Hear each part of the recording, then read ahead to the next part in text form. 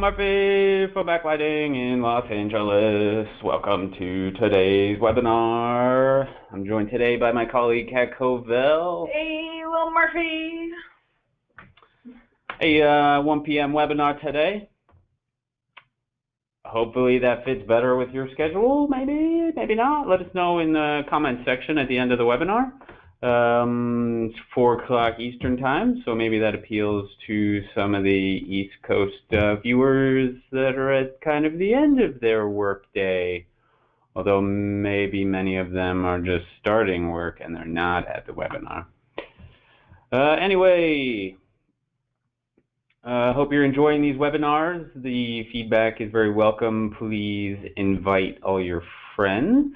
You know our sign up is applighting.com/webinars.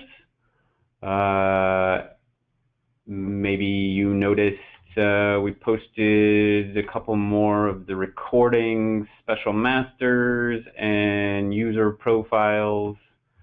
You can stop looking at my large face now. Remember, it's the Tech Talks playlist on the Backlighting YouTube channel. So today's kickoff topic is all about variables, those $sign things. Yeah, very interesting, right? Remember, you can learn many things about the command line in the help manual under reference, command line, keywords, all keywords. And we're talking about this third one down, $sign. $sign identifies variables. Variables are containers that may hold text or values. When a command line is executed, these variables will be replaced with its contents. So I was kind of thinking about where is the real world layman's terms example that's not related to Gramma 2. And I was thinking about the iPhone that I use and the Mac that I use. They have this little feature for text messages and emails where I can type in OWM and it replaces those 3 characters with on my way. If you've never used that feature on your iPhone, it can be quite handy. Essentially, you can type in some shorthand syntax characters or characters that get replaced by a much longer phrase. So for example, sometimes I like to use different signatures in my email, so I'll create some shorthand characters like WM gets replaced with Will Murphy, W gets replaced with Will. Variables are the exact same concept where you can type in a variable name into the command line, $sign Will Murphy, and it can get replaced with go to Q5. So you really got to think a little bit outside the box, I think, to make use of variables. Kind of think about where you're going to repeat the same kind of syntax string often, and now every macro that would utilize that string of syntax can just reference a short variable that you created. Additionally, there are system variables that are built in. Anytime you want to see your list of variables, you type in list var, stands for list variable, obviously. There's going to be a list of system variables such as host, subtype, host type, time, date, preset type that's currently referenced. Why does it say color? Because I'm currently on the color preset type. If I go to position and I list var again, you'll see the $sign preset changes to position. You could see what user is logged in. You can see what rights they have. You could see what attribute is currently mapped to the encoder. So if you're on a encoder page, if you're on a feature page that has different encoders mapped, you can see the first one using the system variables. So what are we going to do with some of these variables?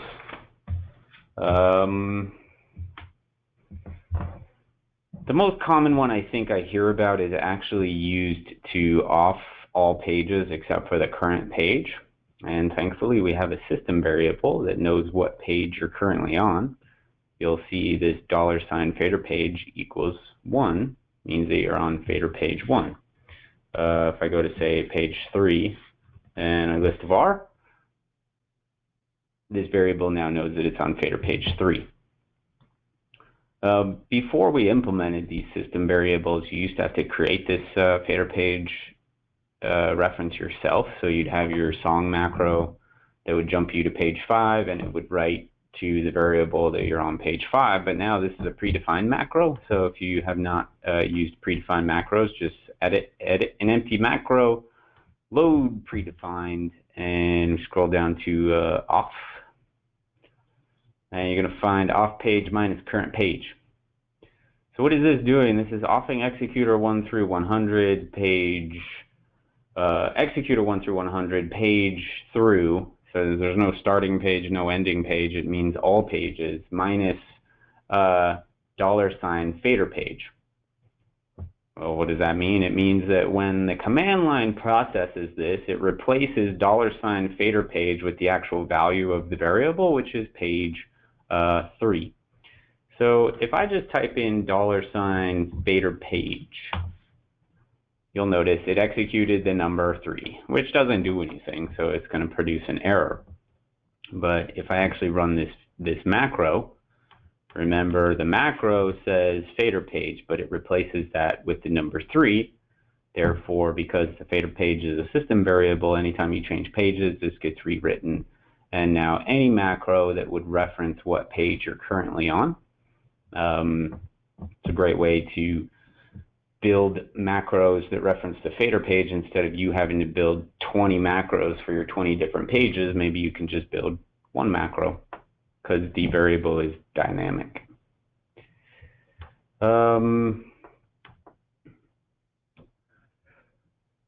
Let's see.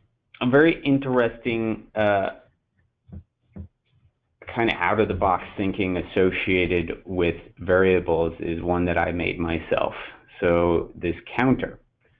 Okay, to create a variable, you say set var counter reset to what? Well, if I back up a second and we talk about creating variables, let's say I want to create a variable called Will Murphy, like I mentioned at the beginning of the webinar. Variable Will Murphy equals a go to Q5.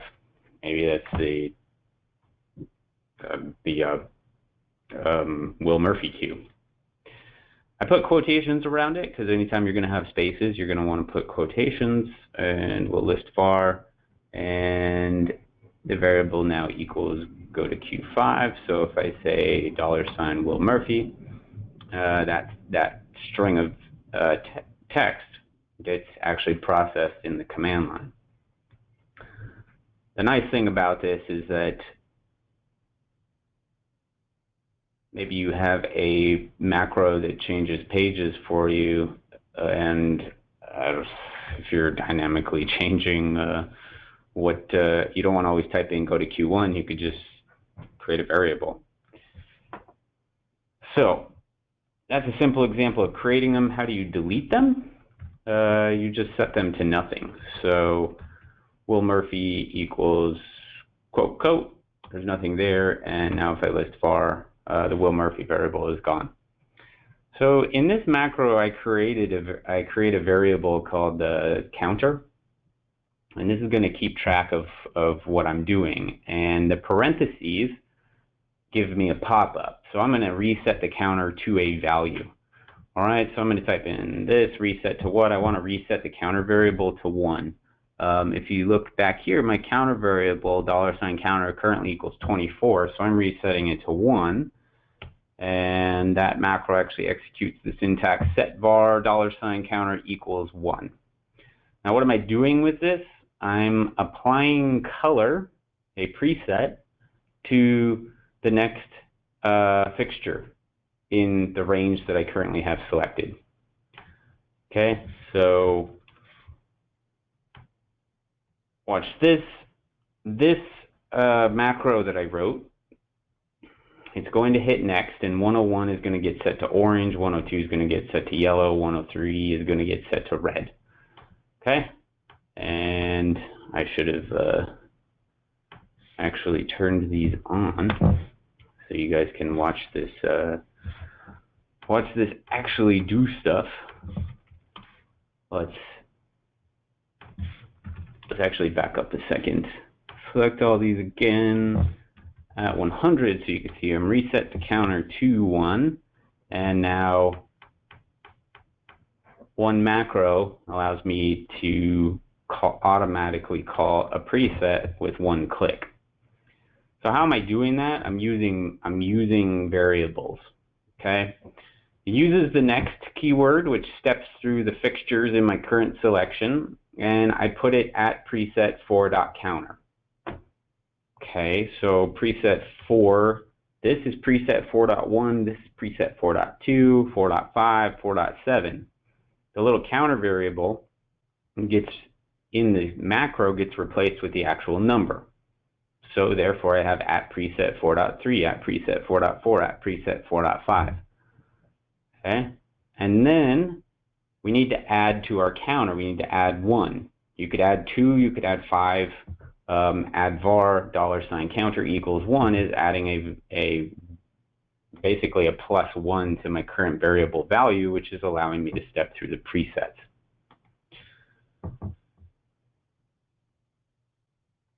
Now, this looks kind of boring, but I don't know, Kat, one of these webinars we covered MA tricks. So right now, just going through like that is kind of weird.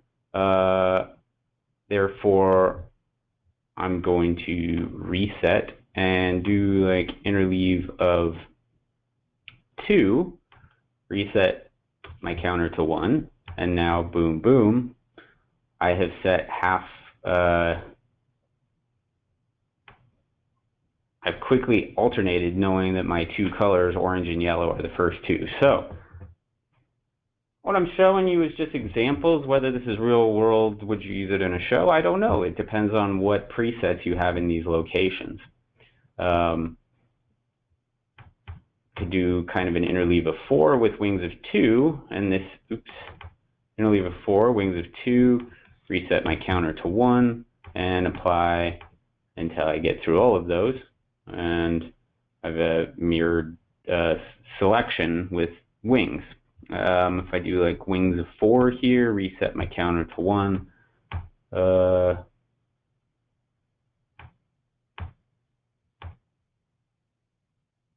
does this come out to look like? So I actually worked my way through, and it actually ended up using 4, 5, and 6 because it overwrote the orange, yellow, and red that I put in.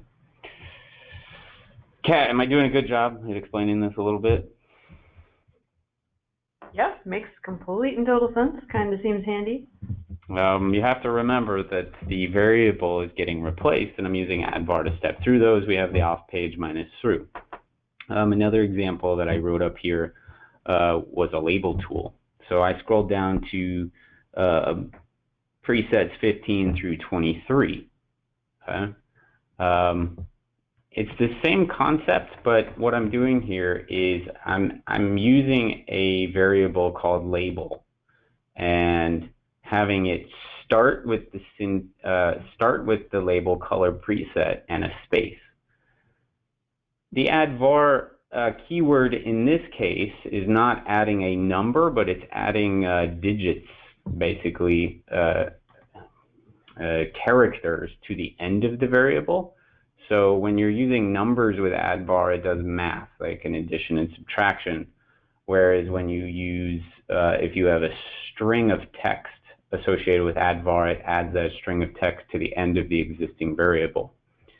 Remember, you can always look this stuff up in the help manual. However, if I remember correctly, addVar didn't make it to the keyword list. Or did it? Yes, it did. I just can't read. It's right there. Notice addVar variable name numeric value or addVar variable name text. So if I use text, my name equals John, addVar my name Doe results in a variable called John Doe. So in this case, I'm adding the counter number to the end of the label color preset. So this is going to be color preset and a number. And then we add var to the counter, and it says label preset 4 dot, whatever the counter number is, 15, 16, 17, and it replaces the label with the actual label syntax. Our counter needs to start at 15 in this case because preset 15. So label tool, when I hit this, it's going to set the var label equals color preset with text. It then adds 15 to the already existing, it adds the text 15 to the already existing label. And as a result, when you label preset 4.15, it says label 4.15 color preset 15, and then it increases the counter. So when I do this again, it does it to 16, 17, 18. However, there's a little trick here. You're probably noticing that I'm trying to label preset 4.18. I'm trying to label it color preset 18, but it's only putting in color preset. And it's because there's a space in there. When you actually label something with spaces, you have to put quotes around it.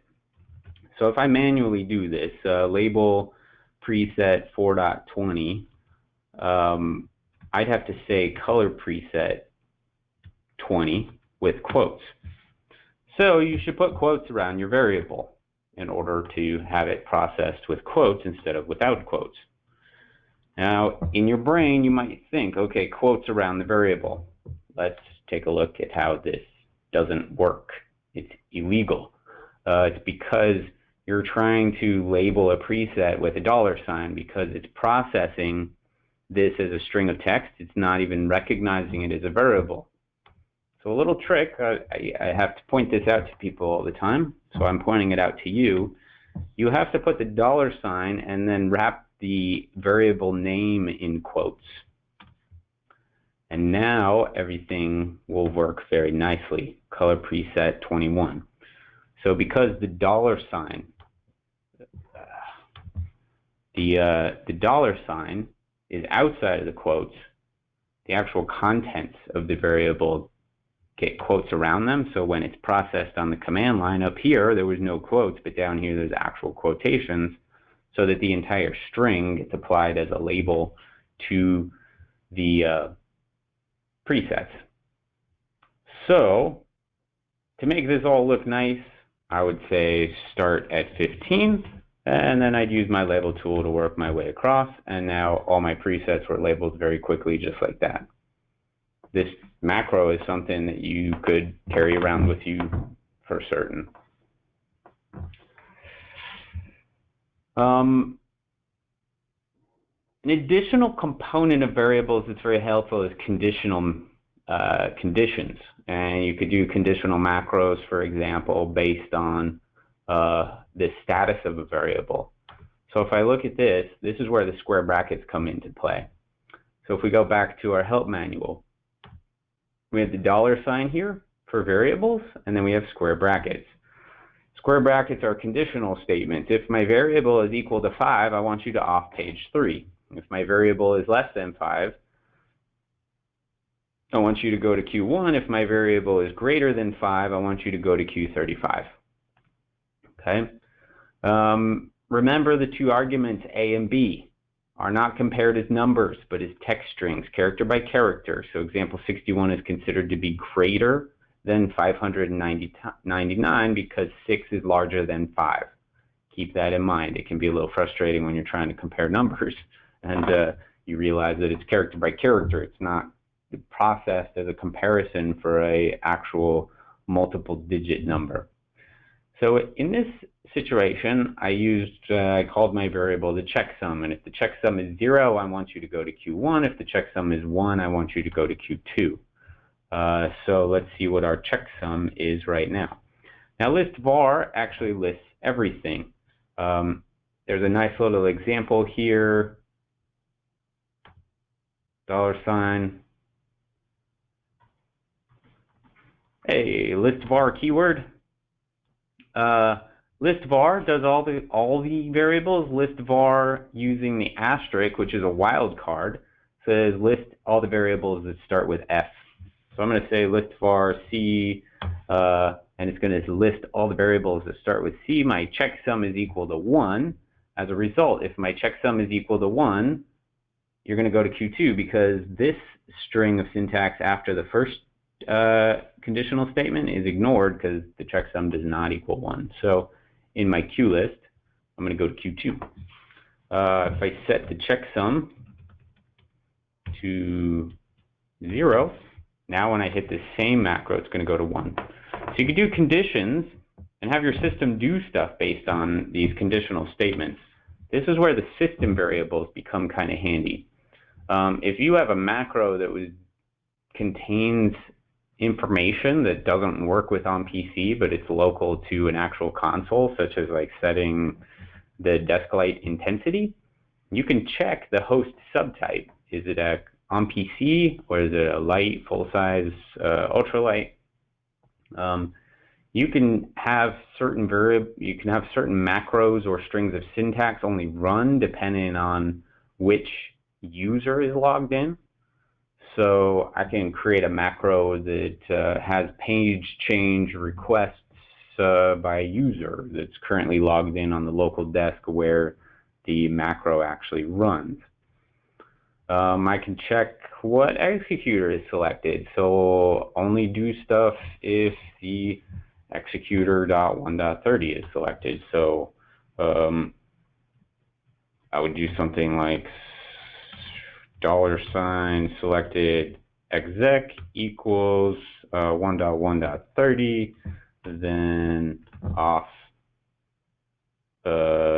executor, and instead of telling it what executor, I'm going to tell it to use the actual selected executor as to what it's turning off. So when I hit that, you'll notice off executor 1.1.30, right? If I select executor 1.1, executor 1.1.30 is no longer selected. So, oops, let's store a Q so we don't get an error. You'll notice I keep running this macro, but only line 1 is run because line 2 is ignored. It doesn't meet the conditions. So the syntax after the square brackets is ignored.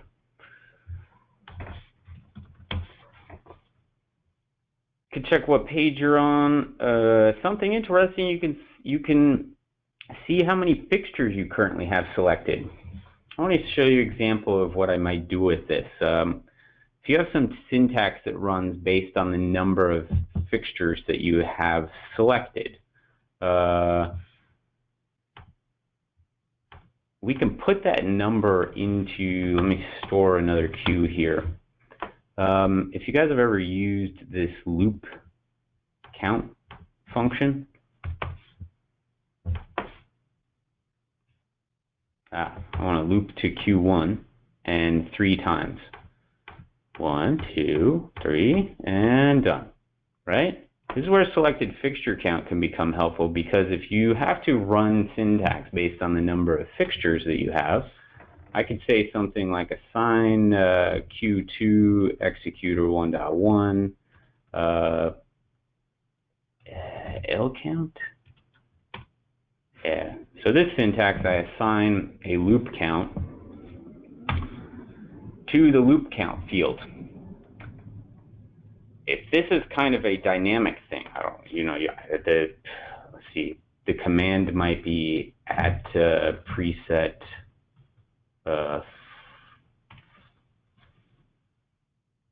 my counter, and then we'll add var counter equals 1. Now the number of fixtures that'll run through this counter, the counter will keep counting up. It'll call the preset in the next order, and it'll do that based on the number of fixtures that are selected. I would have to, for example, set up a macro that did that particular syntax. So let's see, assign Q2 executor loop count equals selected fixtures count. And as you can see, we have 12 fixtures selected. So test this line, and the loop count is now 12, right? I'm going to set this up as a timed, do a very short trigger time. I don't need any fades because I'm just using these cues for syntax. I don't actually have real fixture data in them. And if I do go, it's going to run 12 times until it, I'd want it to turn itself off.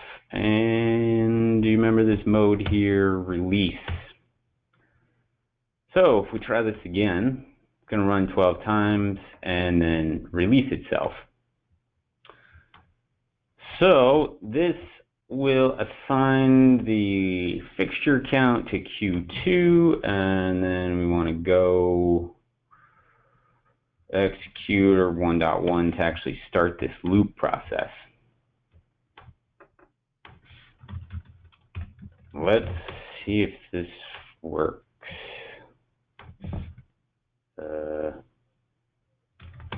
I have to reset my counter.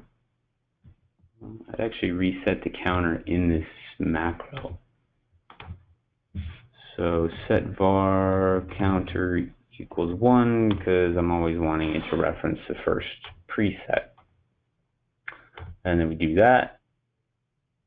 And I forgot a very specific thing. I'm supposed to have a next in here. So we're going to store Q 1.5. Oh, wait, clear all store.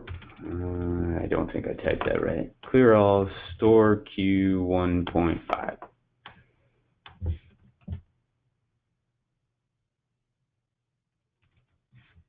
I want the next to be first.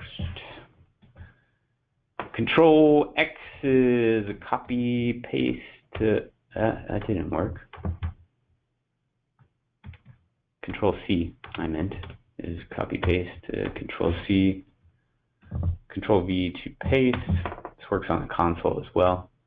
And now we'll try this again.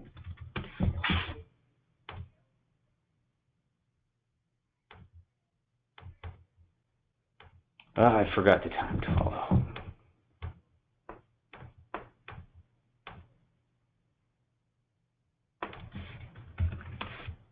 One more, start from scratch. At 100. Boom. There we go. So you see it stopped with 6 fixtures.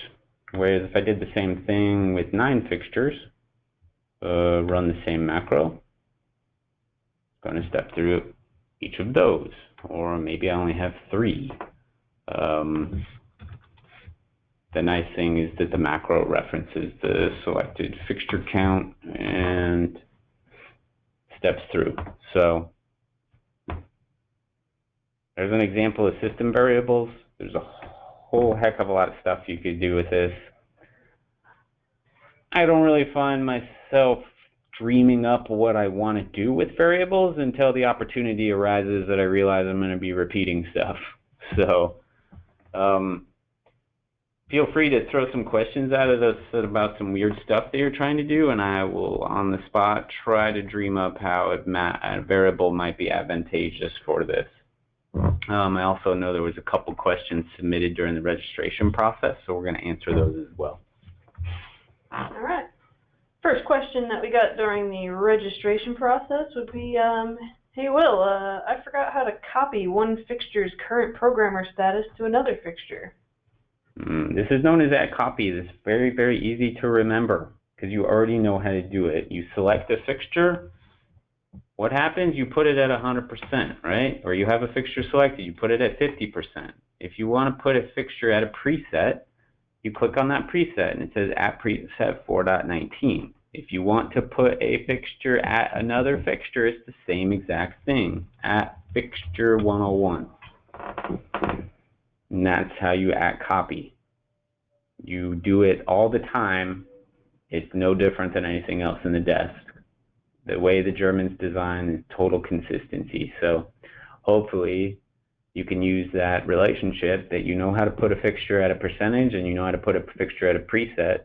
Therefore, you know how to put a fixture at another fixture and you know how to put a fixture at a Q value just by doing the at.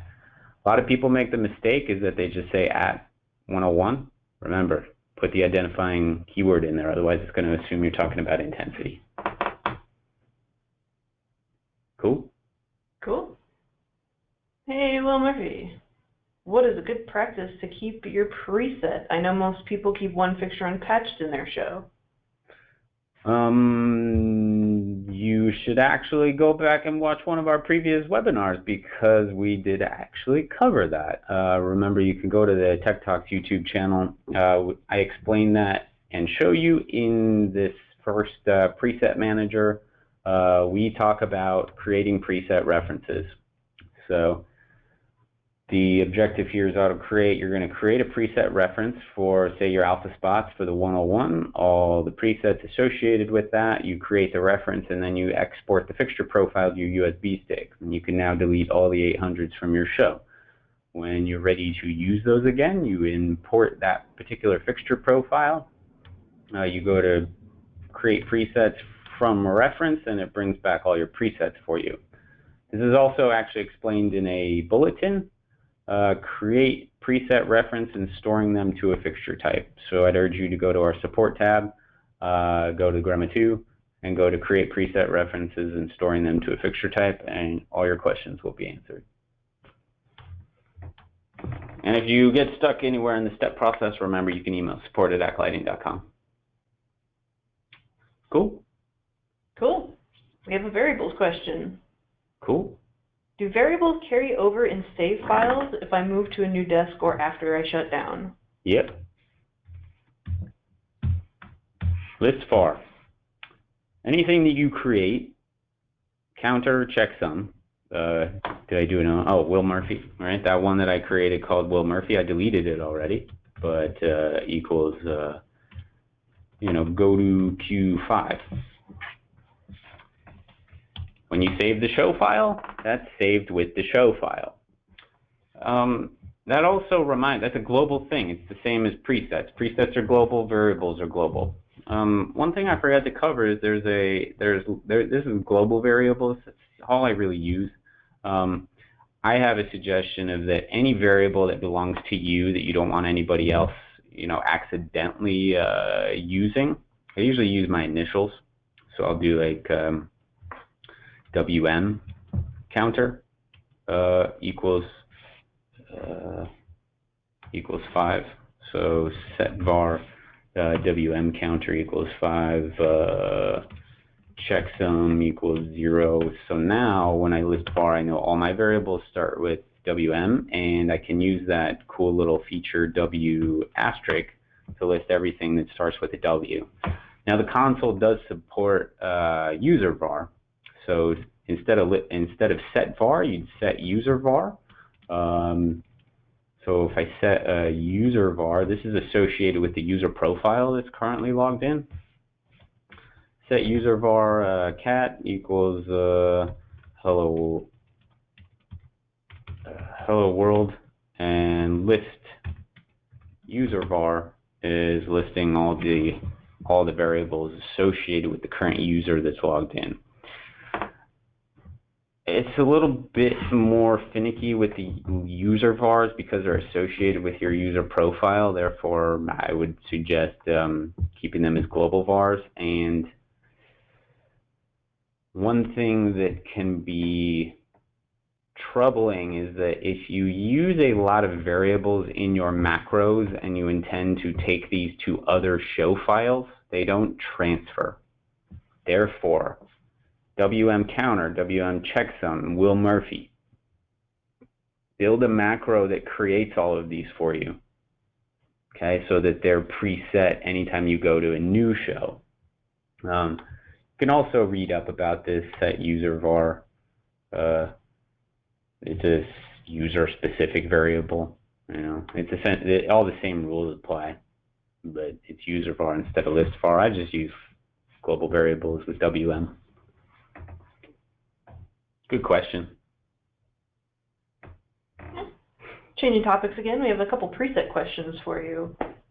Can the dynamic preset pool follow the store preset type that you would set for another preset? For example, selective for position.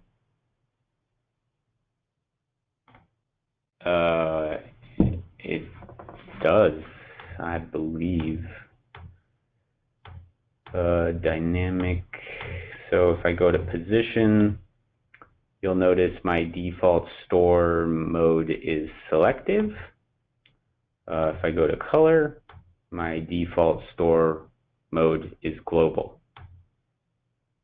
Notice the regular color pool is global. If I change that to universal, this one becomes universal as well, because you can't have independent store modes for the same preset type pool.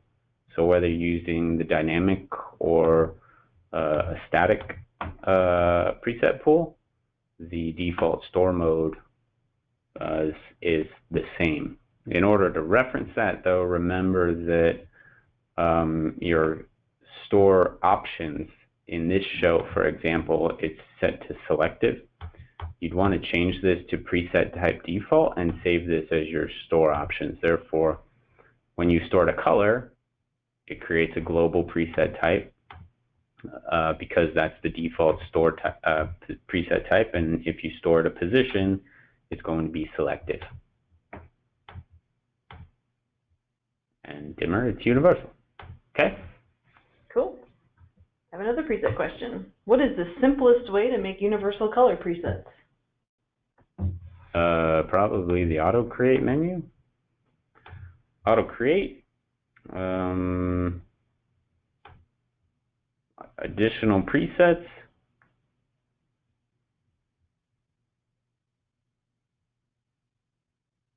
This only does global. Kat, do you know? I would say then you, wait, no, we can't do that in this version.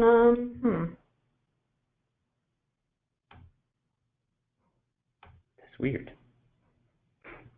No, I mean, I feel like the simplest way would be make a macro at that point. Yeah, I don't know why there's not a universal option here. It really should be. Makes them all as global.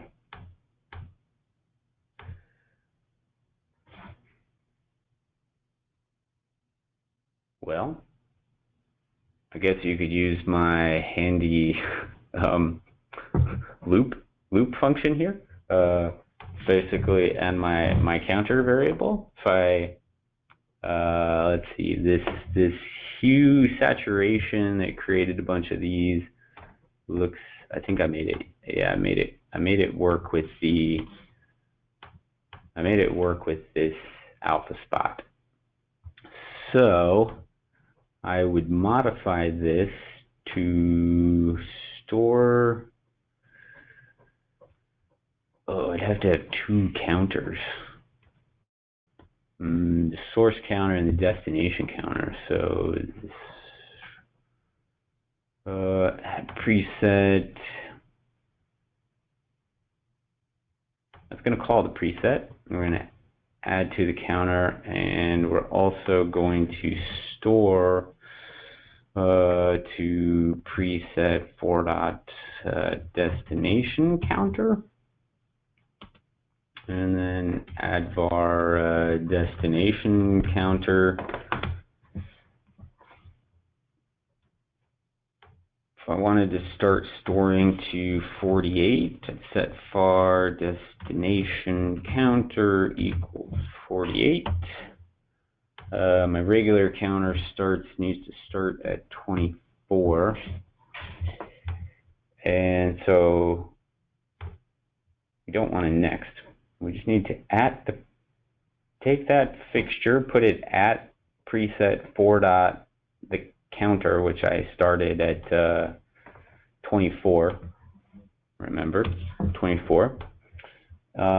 It adds to that counter for the next round, and then it stores to the destination counter, which I already set to 48, and then it adds to that. I'm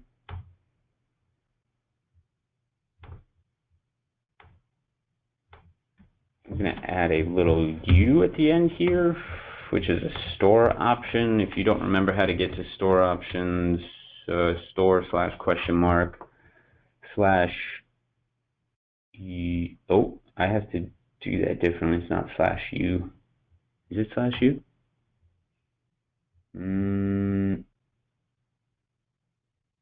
/G is global, /U is universal. Okay.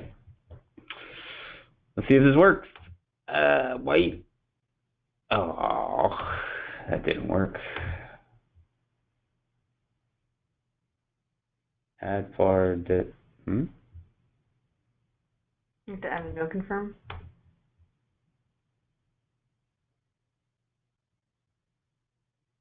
Add destination counter didn't process. Did I spell it wrong? Add var destination counter. It's supposed to equal 1. Duh. There we go. So reset this to 24. Set var destination counter equals 48. Delete that, and now we try again. Hit. Yay.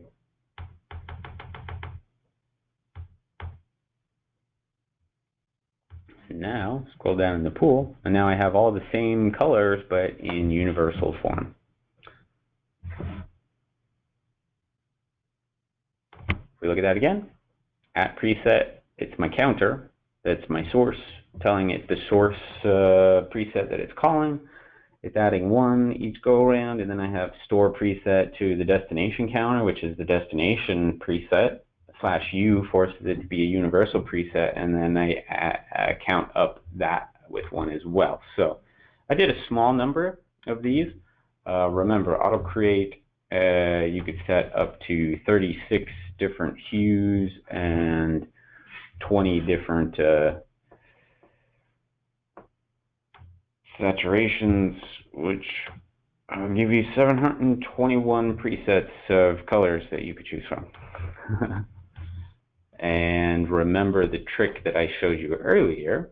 Here, you could have that macro loop automatically, and your loop count would be 721, and it would create 721 universal color presets from the original global.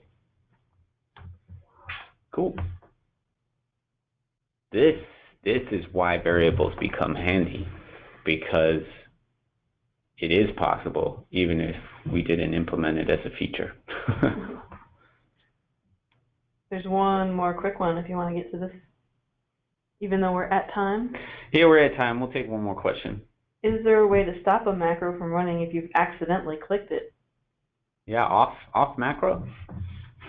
How can I simulate this? I will make this very, very long. 5 seconds.